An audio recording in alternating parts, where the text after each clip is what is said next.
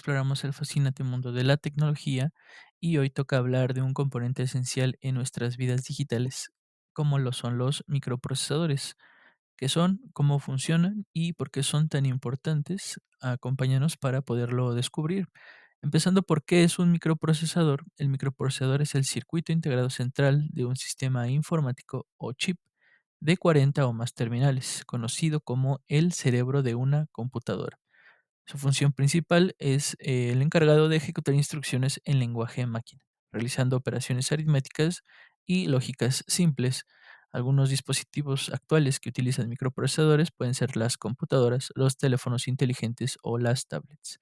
A través de un breve recorrido histórico, podemos comenzar con el Intel 4004, que fue el primer microprocesador comercial lanzado en 1971, hasta los procesadores modernos con múltiples núcleos, capacidades de procesamiento increíbles y con una reducción de tamaño importante. Por ejemplo, el procesador más pequeño del mundo es el desarrollado por IBM, con una arquitectura de 2 nanómetros y 50.000 millones de transistores.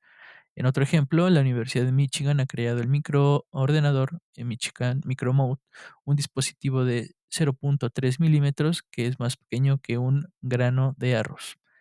Hay avances importantes aparte del tamaño, como el aumento de la velocidad y la eficiencia energética de los microprocesadores. Pero ¿cómo funciona un microprocesador? Bien, un microprocesador se compone por muchas unidades.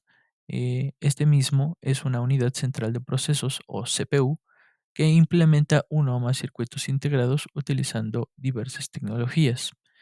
Se le define como computadora a la computadora digital, en la que el CPU está como unidad central de procesamiento y sus componentes auxiliares son circuitos integrados que forman la familia del microprocesador. Como lo mencionamos, el microprocesador o CPU es la parte principal de la computadora digital y está compuesta por buses de direcciones, de datos, de control y una unidad de control, así como una unidad lógica aritmética o ALU, que se traduciría como Arithmetic Logic Unit, un banco de registro, un registro de banderas, etcétera.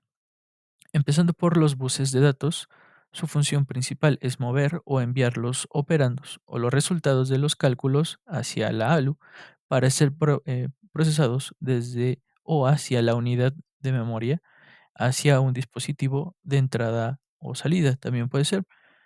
En segundo lugar están los buses de direcciones. Estos son utilizados por el microprocesador para direccionar o llamar a las diversas posiciones de la memoria. Por otro lado, el bus de control controla las operaciones de entrada o salida, tales como leer o localizar memoria, escribir hacia una localidad de memoria o leer a partir de un periférico o puerto, o bien escribir hacia un periférico. Por otro lado, la unidad de control, todas las acciones dentro de una computadora deben de estar sincronizadas y seguir las instrucciones de un programa. La unidad de control recibe estas instrucciones codificadas en binario desde la memoria y decide cuándo y cómo o qué las operaciones se deben de ejecutar. Para realizar cada instrucción, indica cuál es la que se debe ejecutar a continuación. Se considera la unidad de control como el cerebro de la computadora en sí. La unidad lógica aritmética, o ALU, es la que ejecuta realmente el trabajo de procesamiento aritmético y lógico. La ALU puede recibir datos y efectuar con ellos operaciones aritméticas lógicas de comparación y desplazamiento, entre otras.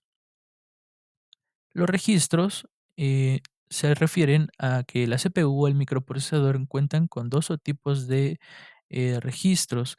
Los registros de propósito, es decir, de propósito general, y estos registros eh, también hay de propósito especial.